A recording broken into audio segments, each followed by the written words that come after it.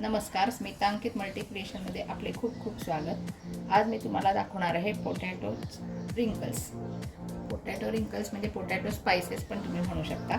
तर त्यासाठी लागणारे साहित्य आहे 2 बटाटे घेतले आहेत, अंदाजे म्हणजे साधारण एक 7 ते 8 चमचे मैदा, 2 ते 3 चमचे कॉर्नफ्लॉवर, हे मेयोनीज चवीसाठी आणि वरून थोडासा बुरबुरायला पेरी पेरी मसाला.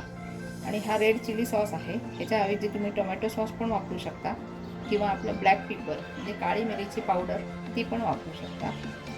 ती आपण आपल्याला याच्यात मिक्स करण्यासाठी आपण हे वापरणार आहोत आणि त्याच्यासाठी ह्या 2 स्टिक लागणार आहेत. तर चला तर मग सुरू करूया.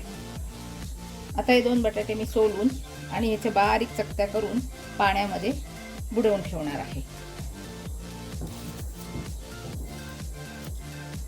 हे व्यवस्थित सोलून घ्यायचे आणि एकदम पातळ जमतील तेवढे. ज्यांच्याकडे चॉपर असेल त्याच्यात पण तुम्ही बारीक चकत्या करू शकता.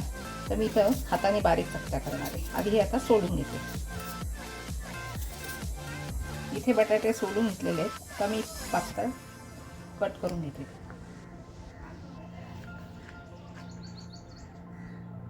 जेवढे पातळ कराल तेवढे आपल्याला फोल्ड करायला सोपे पडतात.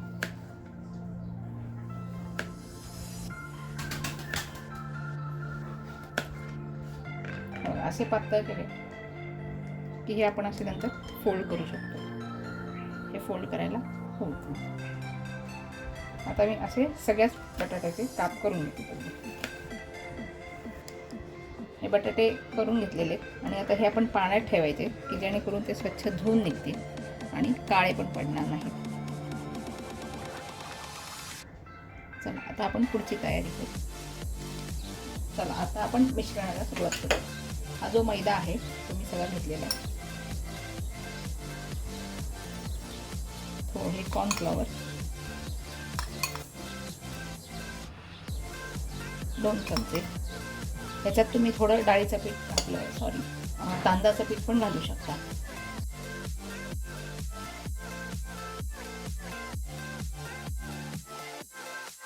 इथे तांदळाचं पीठ थोडं तुम्ही घालू शकता, पण मी मैदा आणि कॉर्नफ्लॉवर घेतलेलं आहे. आता याच्यात थोडा आपण चवीप्रमाणे पेरी पेरी मसाला घालणार आहे.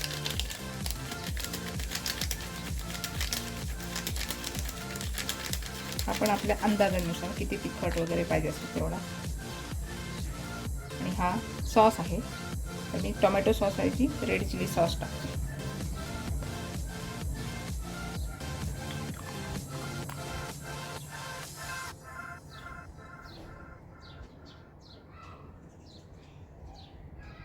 तो पण अंदाजे चवीनुसार.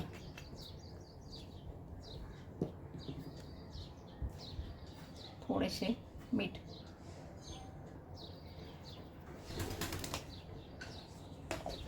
हे सगळे मिश्रण आता आपण एकत्र करून घेऊ. आता याच्यात लागेल तेवढंच पाणी. अगदी पातळ पण नाही, अगदी घट्ट पण नाही. म्हणजे आपण भजीला भिजवतो त्याप्रमाणे आपण हे भिजवून घेऊ.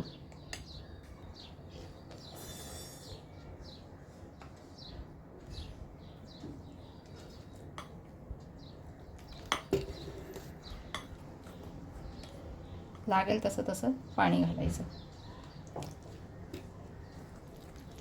आणि हे पातळ करून घ्यायचं. थोडंसं चांगलं मिक्स करायचं, त्याच्या गाठी राहिल्या नाही पाहिजेत. हे असे मिश्रण मी पातळ केले, हे बघू शकता. आता आपण स्टिकचा वापर करून बटाटे कर करून घेऊ. हे जे भिजवलेले बटाटे त्यात असे थोडे फोल्ड करायचे आणि हे स्टिकमध्ये फक्त घालायचे. एक उलट आणि एक सुलट असं घालायचं. जे असे पातळ आहेत फोल्ड त्याप्रमाणे असे फोल्ड करायचे आणि असा फिरवून घ्यायचा.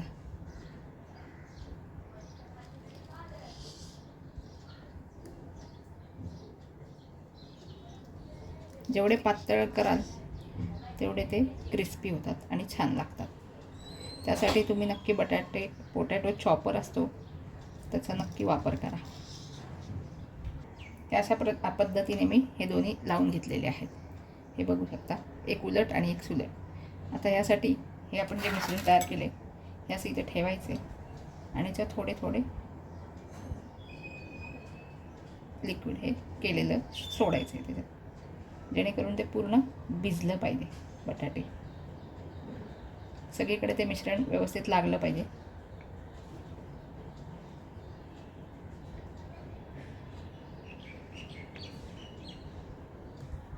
हे सगळं लिक्विडने आपण कोट करून घेतलेलं आहे आणि असे ठेवायचे एक बाउलवर की सगळं जे आहे ते गळणार नाही लिक्विड.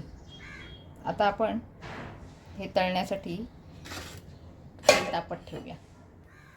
इथे मी तेल तापत ठेवले.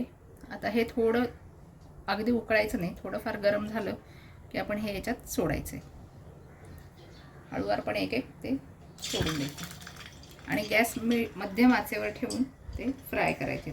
ते चांगले एक 5 ते 8 मिनटं चांगले तळून घ्यायचे, म्हणजे ते सगळ्या बाजूने व्यवस्थित शिजून निघतं.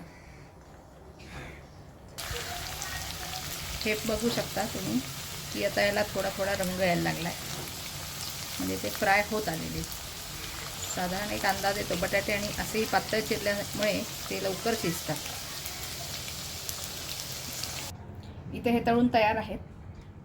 आता याच्यावर आपण थोडा पेरी पेरी मसाला परत टाकू चवीनुसार.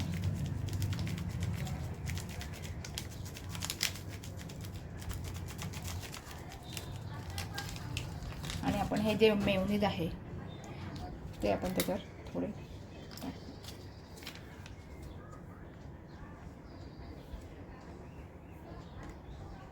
ह्याच्यावर मी मेयोनीज लावले. आता याच्यावर तुम्ही टोमॅटो सॉस पण लावू शकता थोडा, कोणाला आवडत असेल, लहान मुलांना द्यायचं असेल, आणि कोथिंबीर टाकू शकता जर पाहिजे असेल तर. आता ही आपली डिश तयार आहे. तुम्ही नक्की ट्राय करा आणि माझ्या चॅनलला लाईक, सबस्क्राईब आणि शेअर नक्की करा. थँक्यू.